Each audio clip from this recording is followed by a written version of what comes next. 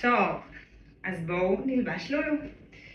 קודם כל אנחנו מניחים על הכתף, שהיא הכתף הנגדית, מאיפה שאנחנו רוצים לנסוע את התינוק. אנחנו מקפלים את הבד ומכניסים לתוך הטבעות. צריך לוודא שמאחורה הכל נשאר מסודר וחלק. ובעצם נשאיר פה כיס קטן. נכניס את כל מה שהכנו בין שתי הטבעות.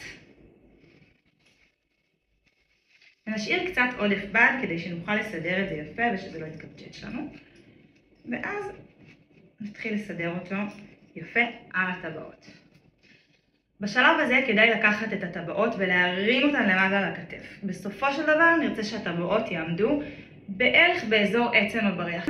נביא את התינוקי שלנו, זה הדוגמן שלנו להיום.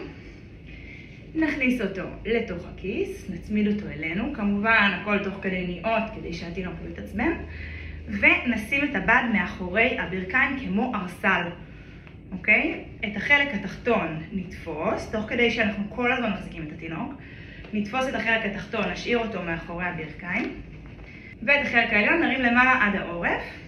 בעצם נעשה כזה דבר כדי שהבד ייכנס פה בפנים. עכשיו נותר לנו כאן עודף בד.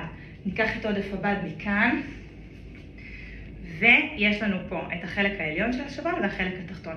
החלק העליון בעצם נקרב לנו על ידי משיכה ומהדק לנו את החלק העליון הזה, והחלק התחתון זה בעצם כאן, מסדר לנו את זה.